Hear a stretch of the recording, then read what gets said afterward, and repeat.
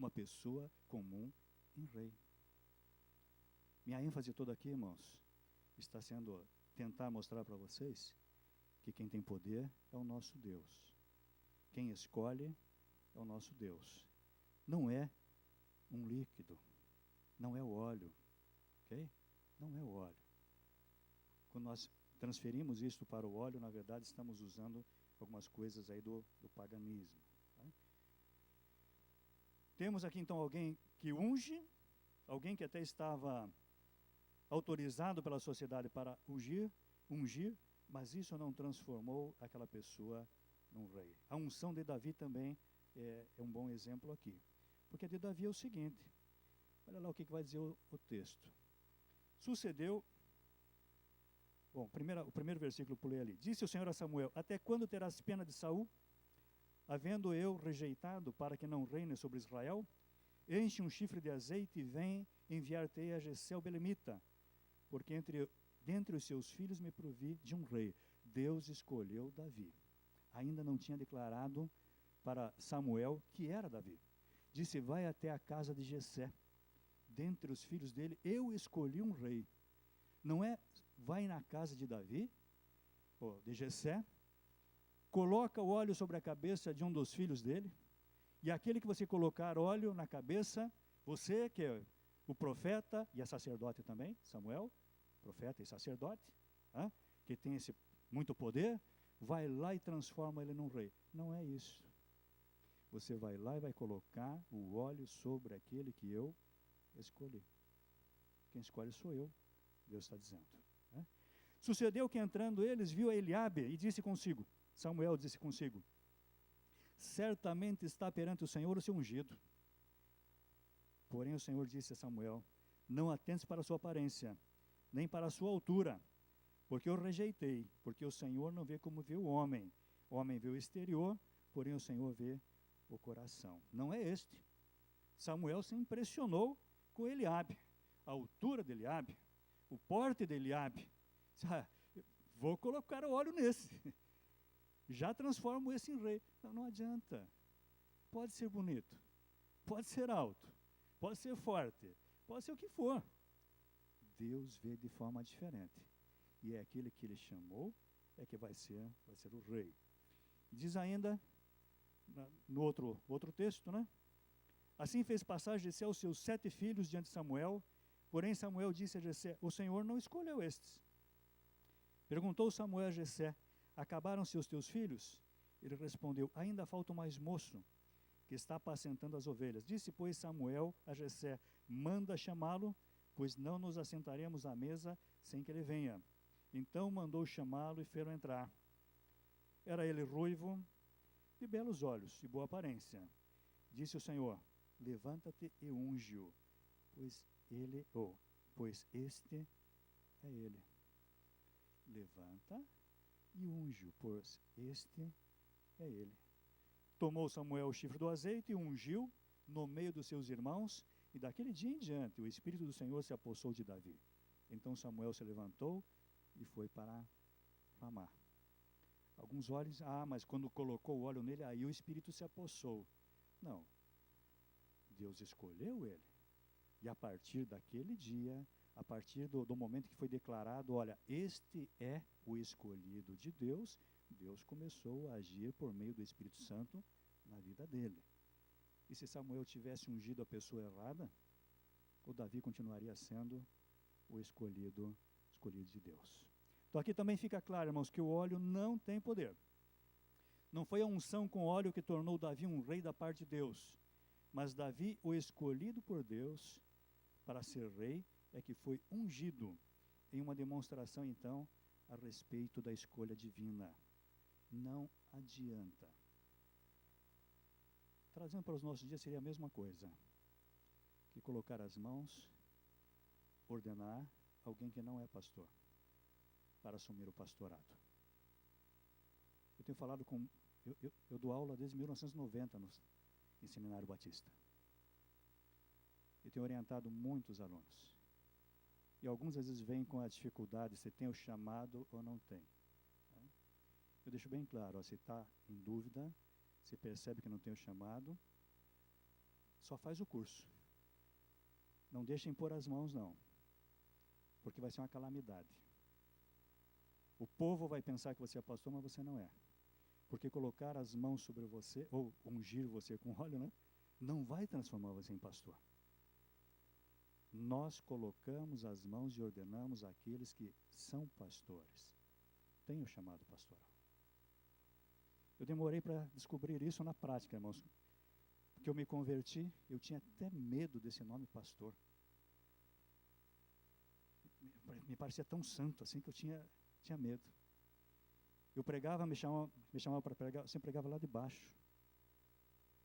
Eu levei 7 anos sendo chamado de pastor e eu não era pastor ordenado. 7 anos. Desde antes de entrar no seminário.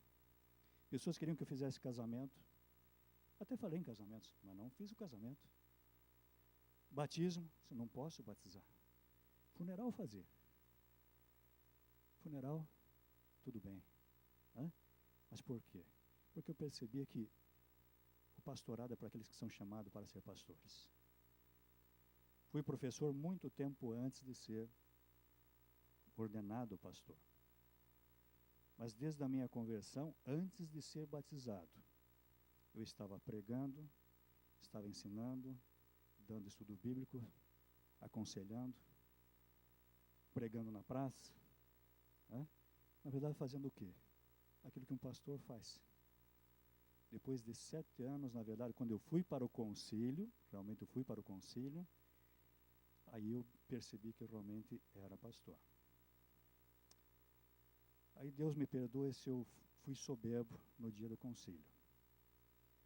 Porque muitos que estavam no concílio já tinham sido meus alunos, que eu fui professor primeiro, e muitos não queriam me fazer perguntas para mim, né? E aí quem na verdade foi que me entrevistou foi o diretor da faculdade, do seminário que eu trabalhava.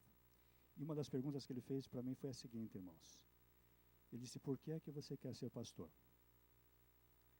Ele disse, pastor, eu não quero ser. A verdade é que eu percebi que eu sou. Entendeu, irmãos? E se eu fosse ordenado ou não fosse ordenado, eu seria do mesmo jeito. É questão do chamado de Deus, separado de Deus. Agora, aquele que é chamado, o povo, a igreja de Deus percebe. E aí então traz para um momento de consagração, um ritual que vai mostrar diante de toda a comunidade, nós estamos reconhecendo que ele é um pastor.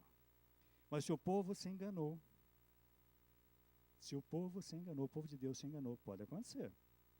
E os pastores se enganaram, e o concílio se enganou, e ordenaram essa pessoa, e esta pessoa não tem um chamado para ser pastor, ele nunca vai ser pastor. Ainda que tenha sido ordenado, ainda que tenha colocado as mãos sobre ele, ou se alguns foram mais adiante e colocaram óleo sobre a cabeça dele. Vai continuar do mesmo jeito, com óleo ou sem óleo, não vai ser pastor. Unção com óleo no Novo Testamento. É impressionante, porque muitas coisas que aparecem no Antigo Testamento não aparecem no Novo. Ficaram lá. Por isso que eu estou dizendo, muitas coisas a respeito do óleo são praticadas por aqueles que têm uma tendência de voltar aos costumes judaicos. Aí querem tocar o shofar na igreja, não percebem também que o culto lá no templo, no Antigo Testamento, era muito diferente dos nossos dias aqui. O nosso trabalho aqui é mais parecido com sinagoga. Mas havia o templo e haviam sinagogas. Templo era um, sinagoga, milhares. Templo é o lugar do sacrifício. E havia muitos rituais, então, que eram feitos lá no templo de Jerusalém, onde era o lugar do sacrifício. E que não era feito na sinagoga. Sinagoga é lugar de leitura da palavra, não é lugar de sacrifícios e vários outros rituais. Novo Testamento, então, é interessante que tem pouca coisa. A palavra ungir ocorre apenas 8 vezes no Novo Testamento. Olha, 8 vezes apenas. É muito pouco. É muito pouco para tanto barulho. E nós vamos ver aqui então no Novo Testamento como é que era usado. Também era usado para o cuidado do corpo. Não é mencionado se com óleo ou com outra substância. Diz um texto aqui em Mateus 6, 16 a 18. Quando jejuardes, não vos mostreis contristados como os hipócritas, porque desfiguram o rosto, com o fim de parecer aos homens que jejuam. Em verdade vos digo que eles já receberam a recompensa.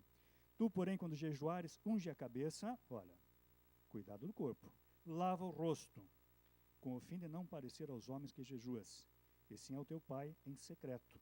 E teu pai que vê em secreto te recompensará. Então também é usado no Novo Testamento, simplesmente como cuidado do corpo, bem-estar. Como nós tomamos um bom banho para começar o dia alegre, ele lavava o rosto, colocava o óleo na cabeça e saía perfumado. Também sinal de honra para um hóspede, a utilização de perfume em João e Lucas 7,38, mas com óleo e bálsamo em Lucas 7,46. Diz lá, e eis que uma mulher da cidade, pecadora, sabendo que ele, Jesus, estava à mesa na casa do fariseu, levou um vaso de alabastro com unguento, e estando por detrás aos seus pés, chorando, regava-os com lágrimas e os enxugava com os próprios cabelos. Beijava-lhe os pés e os ungia com unguento. Os pés de Jesus foram ungidos com unguento. Tá? Esta Maria, o próximo texto ali, esta Maria, cujo irmão Lázaro estava enfermo, era a mesma que ungiu com bálsamo o Senhor e lhe enxugou os pés com os seus cabelos. Então, mais uma vez, a palavra ungir. E ainda, então Maria, tomando uma libra de bálsamo de nardo puro, muito precioso, ungiu os pés de Jesus e os enxugou com os seus cabelos. E encheu-se toda a casa com perfume do bálsamo. Mais uma vez ungindo aqui, o outro texto paralelo, com perfume. E Lucas 7,46, Jesus vai dizer, lá na casa do fariseu, quando aquela pecadora, mulher pecadora, que estava lá na cidade, chegou lá no meio do jantar e ungiu os pés dele. Olha a referência que ele faz. Porque o hospedeiro dele começou a pensar, se este homem fosse um profeta, ele saberia qual é a qualidade desta mulher que está tocando nele. É uma pecadora conhecida na cidade. Ele está duvidando de quem é Jesus. Jesus deixa aquela mulher fazer o que tinha que fazer. E depois Jesus chama a atenção do seu hospedeiro e diz para ele, não me ungiste a cabeça com óleo. Porque era normal, quando você chegasse na casa do teu hospedeiro, o teu hospedeiro te dar as boas-vindas, na verdade deveria lavar os pés, chamar alguém para lavar os pés do hóspede, e colocar um perfume sobre a cabeça do hóspede. É como dizer, seja bem-vindo. Irmãos, é como nós fazemos hoje quando alguém chega em casa. Você já pensou um amigo teu chegar em casa, viajou, tal, ou foi convidado para jantar, chega na tua casa, você abre a porta e diz, pode entrar? É só isso que você faz? Você não dá a mão para ele? No mínimo. O brasileiro normalmente dá a mão, abraça, né? Mulheres, 2 beijinhos. Se não fizer, simplesmente pode entrar. Como é que você vai se sentir? Alguma coisa está errada aqui. Naquela época chamavam um servo, lavava os pés. Depois colocava o óleo sobre a cabeça. Aí vamos para a mesa. Este homem não fez nada disso para Jesus. E esta mulher que estava lá, ungiu os pés de Jesus com bálsamo. E ele faz uma comparação aqui, onde coloca o óleo em inferioridade ao perfume, ao outro tipo de perfume, ao bálsamo. Porque Jesus diz, não me ungiste a cabeça com óleo, que é uma coisa relativamente barata, mas esta com bálsamo ungiu os meus pés.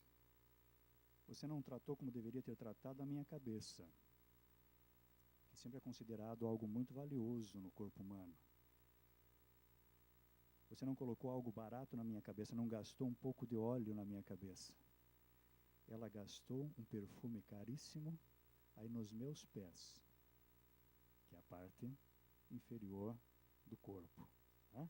Então, claramente aqui, de acordo com Lucas 7,46, aquela mulher fez a Jesus algo superior ao que era esperado de um anfitrião. Esperava-se a costumeira unção com óleo sobre a cabeça, o que Jesus não recebeu de seu hospedeiro, mas ela foi além, ungiu os pés dele com perfume. O óleo, neste caso aqui, vale menos do que o perfume. Também é usado o óleo no Novo Testamento para honrar os mortos, então com aromas. Passado o sábado, Maria Madalena, Maria mãe de Tiago e Salomé compraram aromas para ir embalsamá-lo.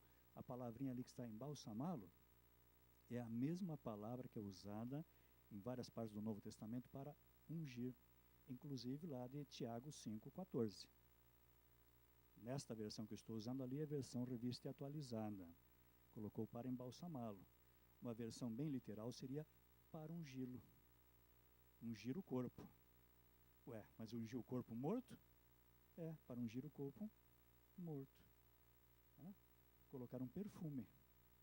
Honrar o morto, como os judeus faziam realmente, honrando os seus mortos. Com certeza, este óleo aqui não tinha poder para levantar ninguém. Marcos 6,13 e Tiago 5,14, em contexto de cura de enfermos. Estes dois aqui são os principais, irmãos. Deixa eu até tomar um pouco de água antes agora, porque é esse aqui. Né?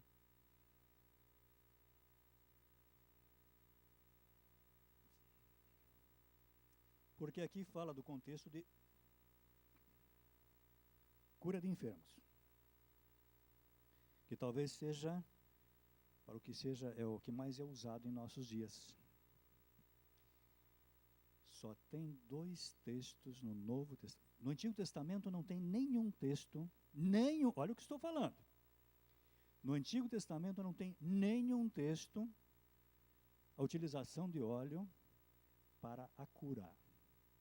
Ainda que o óleo é usado como remédio em toda e qualquer ocasião. A pessoa tem dor de dente e coloca óleo, a pessoa é paralítico, coloca óleo, a pessoa está com problema que você pensar, coloca óleo, mas como remédio. De forma espiritual, na verdade, no Antigo Testamento não tem nenhum texto de uso espiritual do óleo para curar enfermidades. Se eu estiver enganado e alguém achar algum, por favor me diga. No Novo Testamento tem 2. Opa, então tem. Tem. Só que são 2 que não tem um contexto que nos mostre como era usado, por que realmente era usado. Então temos o texto de Marcos, que está num contexto de envio para uma missão específica, e diz assim: chamou Jesus os 12. Então são os 12. Não é qualquer pessoa que sai ungindo. Mas aqui uma coisa que os 12 não é qualquer discípulo de Jesus. Ele está falando dos 12. Quem são os 12? Apóstolos. Bom, hoje em dia tem alguns apóstolos por aí, né? Estou colocando aqueles 12 lá, irmãos, da Bíblia. Vocês devem ter ouvido ontem, né? Ouviram ontem sobre apóstolos. Eu creio que o pastor Saião explicou de forma muito clara, como ele sempre é claro. E tenho certeza que ele colocou que o apostolado, os 12 é o grupo dos 12, nenhum mais. E não sei se falou depois do dom de apóstolo, que aparece no Novo Testamento também, mas o dom de apóstolo, a palavra apóstolo não é portuguesa não, né? A palavra apóstolos é grego. A palavra apóstolo em nossos dias, ela significa enviado. Eu traduziria sem problema nenhum a palavra apóstolo por missionário. Missionário. Não é o chefão, é o missionário. É aquele que vai, aquele que é enviado realmente por Jesus. Aqui são os 12. E estão em missão missionária, em tarefa missionária também, né? Uma missão especial. Jesus chamou Jesus os 12, passou a enviá-los de 2 a 2, dando-lhes autoridade, já deu autoridade para eles, sobre os espíritos imundos. Ordenou-lhes que nada levassem para o caminho, exceto um bordão, nem pão, nem alforje, nem dinheiro. Não fossem calçados de sandálias e não usassem 2 túnicas. Recomendou-lhes, quando entrares em alguma casa, permanecei aí até vos retirares do lugar. Se em algum lugar não vos receberem, nem vos ouvirem, ao sairdes dali, sacudi o pó dos pés, em testemunho contra eles. Então, saindo eles, pregavam ao povo que se arrependesse, pregavam o evangelho e o arrependimento. Expeliam muitos demônios e curavam numerosos enfermos, vírgula, ungindo-os com óleo. É isso. Eles pregavam, curavam, expulsavam demônios, ungiam os enfermos, né? E curavam numerosos enfermos, ungindo-os com óleo. Não explica porquê, não explica como, que tipo de óleo, não diz mais nada. E nós ficamos, por que isso, gente? Então vamos tentar esclarecer, ou pelo menos lançar uma luz. Não é assim muito fácil. Infelizmente, os registros paralelos deste texto aqui, porque este acontecimento, desta missão deles, que eu li em Marcos 6, 7 a 13, também aparece em Mateus 10, 5 a 15 e Lucas 9, 1 a 6. Nem Mateus e nem Lucas citam a unção com óleo. Se tivessem lá citado, nós teríamos mais 2 textos, pelo menos. Eles citam o acontecimento e eles foram pregando e tal, como Lucas chega a dizer, termina dizendo, então saindo percorriam todas as aldeias, anunciando o evangelho e efetuando curas por toda parte. Faltou-lhe colocar e ungia os enfermos com óleo. Não colocou. Por quê? Parece que a ênfase não é esta, irmãos. A ênfase não era a unção com óleo. A ênfase é que eles pregavam o evangelho, que eles expulsavam demônios e que eles curavam pessoas. Isso está na Bíblia. Mas Marcos colocou. O texto de Tiago, como veremos já, parece que apenas menciona a unção, mas não destaca unção como tema da passagem. Então, o texto isolado é o que diz, está alguém entre vós doente? Chame os presbíteros da igreja, e estes façam oração sobre ele, ungindo-o com óleo, em nome do Senhor, que é Tiago 5,14. Quiser dar uma olhadinha na tua Bíblia, pode abrir em Tiago 5,14, 5, e deixa aberto lá um pouquinho agora, que seria bom você olhar na tua própria Bíblia aí. Então, como é fácil de perceber, a utilização da unção com óleo no Novo Testamento é rara. Não se fala no Novo Testamento, já volto para Tiago aí, irmãos. Não se fala a respeito de unção de sacerdotes no Novo Testamento.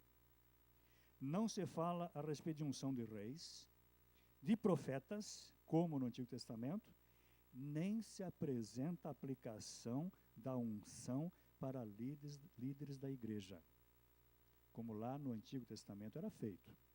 Profetas, sacerdotes e reis. Não encontramos nenhum discípulo de Jesus sendo ungido com óleo para ser missionário, para ser pastor, para ser presbítero, para ser profeta, para ser apóstolo, seja o que for.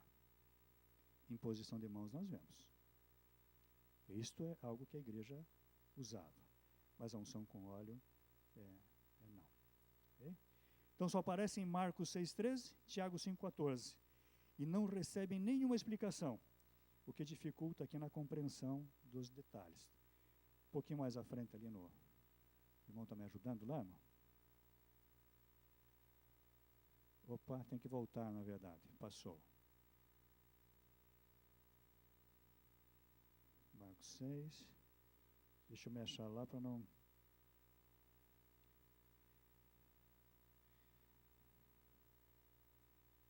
Bom, encerrando isso aqui, só usando a palavra que aparece no Novo Testamento, a palavra grega que é aleifo, mostra uma tradução para o grego no Antigo Testamento.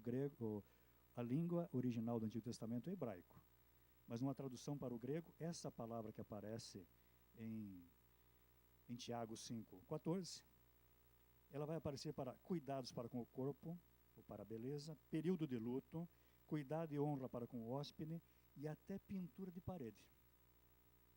Ungir a parede. Mas é pintura. O que você está fazendo? Estou ungindo a parede.